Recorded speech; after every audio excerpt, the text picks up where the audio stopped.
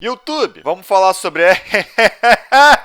Ok, pra explicar de onde tá vindo esse vídeo aqui em particular. Recentemente eu vi uma notícia de que na segunda temporada de X-Men 97, os personagens vão usar as roupas que eles usaram na fase de Grant Morrison de X-Men, lá do início dos anos 2000, que é considerado uma das melhores fases de X-Men. Todo mundo gosta, todo mundo ama. Careca é divindade. E aí eu brinquei falando, nossa, eu espero que eles adaptem a treta inteira do Zorn sem mudar absolutamente nenhum detalhe dela, pra que a galera que não lê quadrinho entenda a minha dor. Entenda, porque tem um buraco no formato de um soco na parede do meu quarto de infância. Entenda, porque eu sou calvo. Isso não é nem patrocínio da manual, é estresse mesmo. E aí, eu descobri que na nova fase de X-Men, um dos personagens que vai fazer parte da equipe é o nosso queridíssimo Zorn. Aí eu fiquei,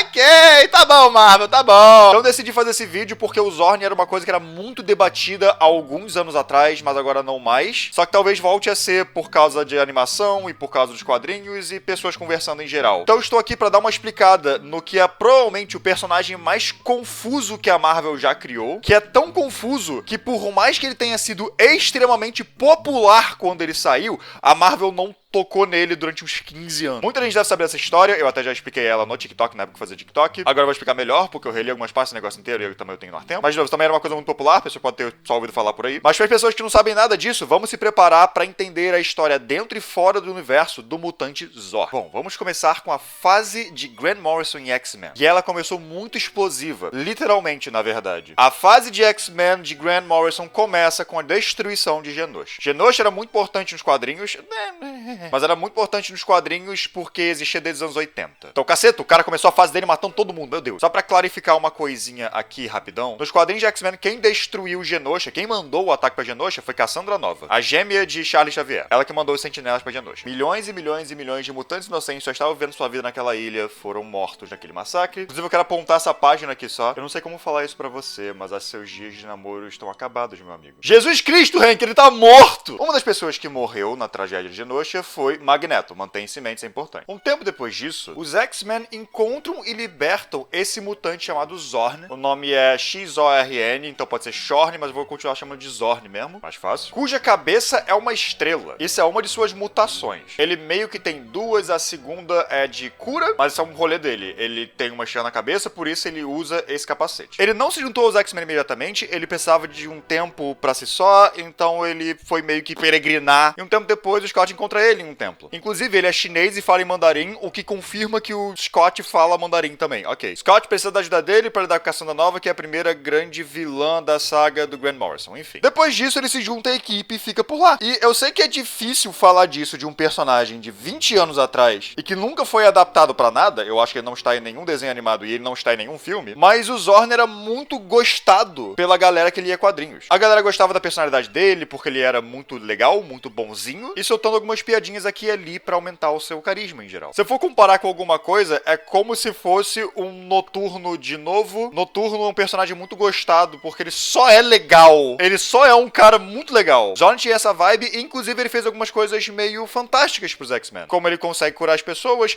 ele curou o Xavier. Xavier pôde andar novamente por causa dos poderes de Zorn. Além de que ele era um professor muito atencioso com seus pupilos. Então ele era ótimo. Ele era meio intolerante religioso.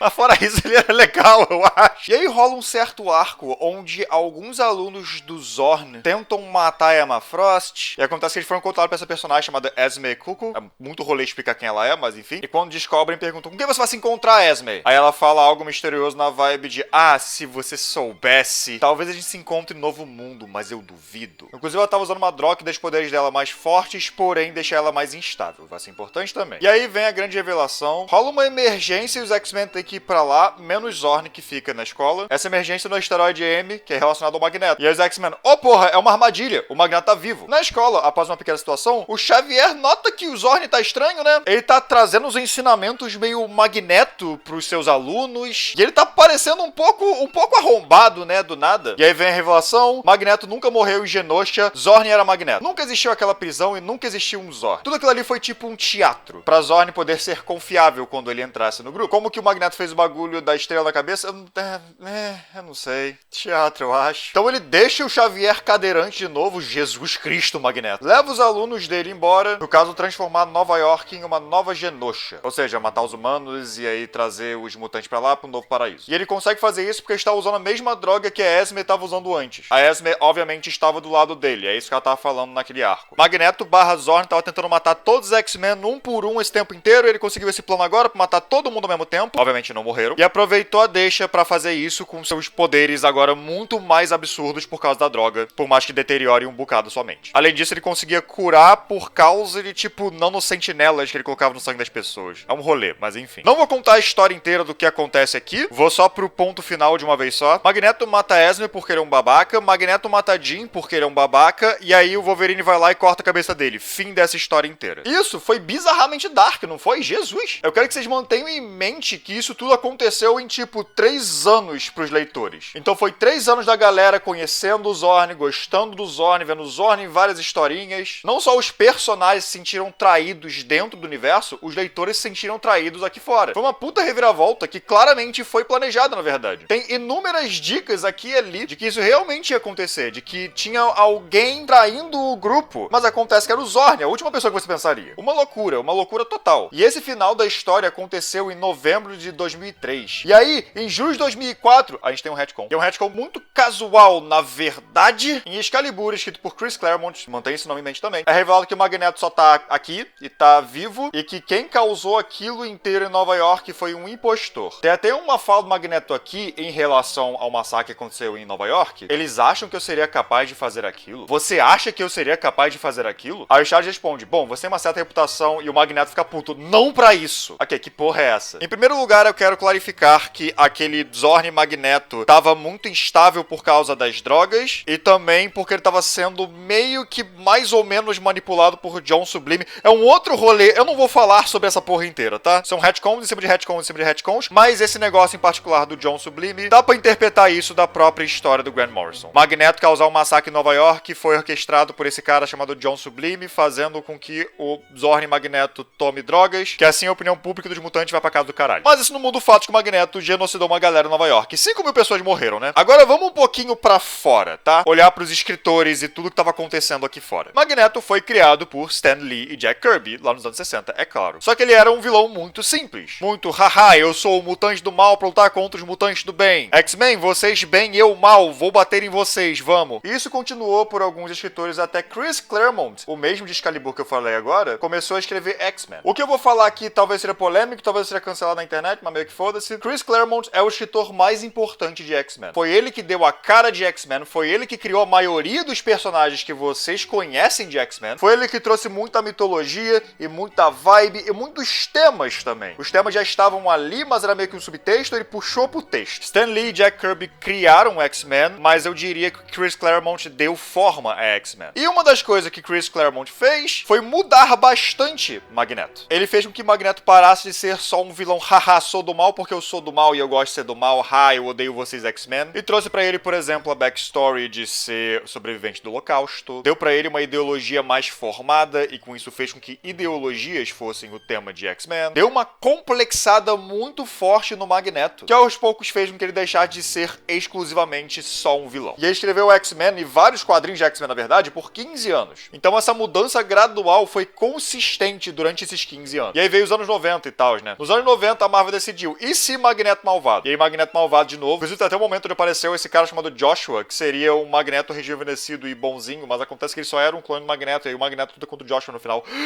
Ai, quadrinhos. Então, anos 90, o Magneto voltou a ser meio que um vilão muito padrão e genérico. E aí Grant Morrison decidiu escrever a sua história de X-Men e colocar essa reviravolta do Zorn, onde no fim das contas, Magneto era Zorn, e as drogas e manipulação deixaram ele muito mais instável do que geralmente ele deveria ser. E ele causou um genocídio. A parada que ainda assim, mesmo ignorando o negócio sublime da droga, o cara foi lá e se filtrou na escola durante um tempo com um puta plano de tomar a escola. É um pouquinho estranho esse negócio inteiro. Não é algo que tá dentro do personagem, pelo menos de como o personagem eventualmente foi ficando. E acontece que a galera dentro da Marvel não gostou muito disso, pelo que dá pra entender. A galera não foi uma fã do Magneto genocida viciado em drogas. Esse era o primeiro problema que a Marvel tava tendo com essa reviravolta. Portanto, imediatamente, Claremont, podendo escrever X-Men de novo, foi lá lá e mudou isso, falando que o Magneto só tava escondido depois do massacre em Genosha e que quem fez aquela porra toda foi um impostor. E agora você me pergunta, quem que era esse impostor? Ah, a resposta é muito simples, a resposta é Zorn.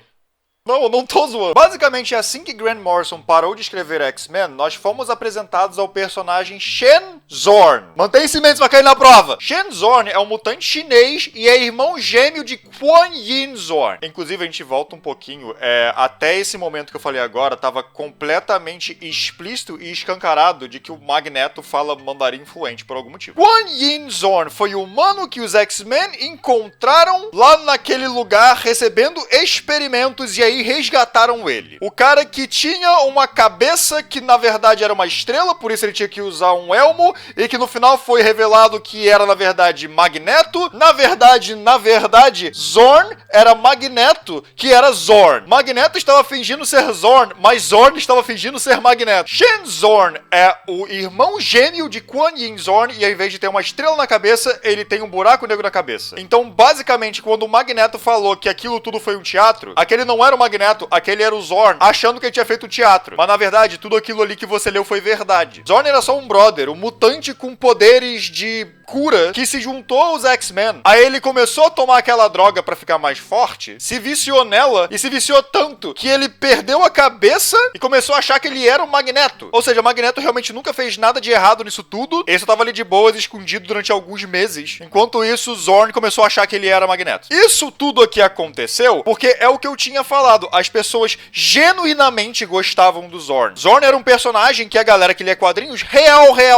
gostava. Então eles deram esse retcon meio louco pra ter algum Zorn na equipe. Não o genocida que tá decapitado, mas esse novo Zorn que tem os mesmos poderes que o outro, mas que tem uma cabeça de buraco negro. Então Shen Zorn entrou na equipe como o novo Zorn. E Shen Zorn foi imediatamente esquecido, ninguém ligou pra ele. Porque, é claro, era um novo personagem. Por mais que você tenha literalmente só criado um clone do outro Zorn, não é o Zorn. Leitores gostam do personagem em si, não só pelo que ele meio que é, mas pelas experiências que ele teve, pelos arcos que ele teve, que ele cresceu com a gente. Ver o Zorn sendo professor era legal. Isso foi quase como um, vamos resetar o Zorn aqui, mas não deu certo, é um outro Zorn. Então meio que imediatamente pararam de ligar. Ok, Kuan Yin Zorn foi o tal do genocida lá que matou a galera em Nova York. Como caralhos este homem ficou parecido com o Magneto? Tipo, ele tem o rosto do Magneto e tem os poderes do Magneto. A resposta é Wanda, mas eu não sei na verdade. Talvez, eu não tenho ideia. No guia oficial da Marvel pra X-Men de 2005, a gente vai longe agora, eu sei. Tem meio que um perfil de vários mutantes ali, e um desses é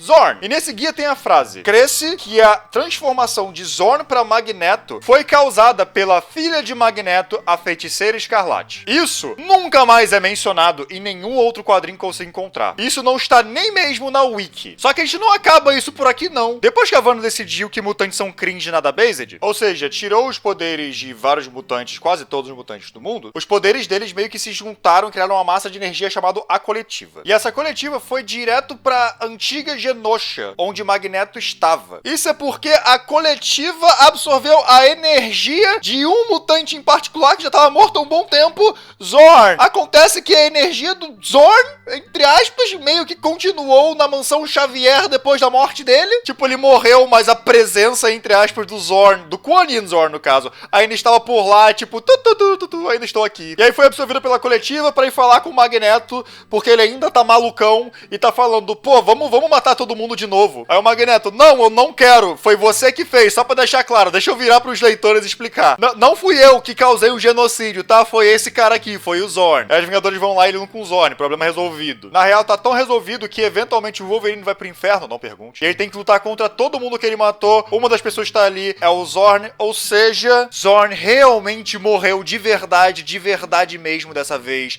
e está no inferno. Pronto, resolvido. Só que aí, Krakoa. Em Krakoa eles revivem literalmente todos os mutantes, incluindo Kuan Yin Zorn, ou seja, ele está de volta, o pesadelo voltou, mas ele não tá loucão de drogas agora, então ele voltou a ser alguém normal. Ele é um personagem decente novamente, por isso ele está na nova fase de X-Men. A não ser que aquele seja o Shen Zorn, mas acho que é o Kuan Yin mesmo. E essa é a história inteira do caos narrativo chamado Zorn. Lembrem-se, crianças, quadrinhos são muito legais, mas às vezes, eles são muito estúpidos. Esse é um dos meus exemplos favoritos, por isso que eu fiquei um bom tempinho explicando pra vocês. Eu adoro isso porque eu odeio isso. Enfim, é isso. Muito obrigado por terem assistido. Muito obrigado a quem me apoia financeiramente de qualquer maneira. Até a próxima e até!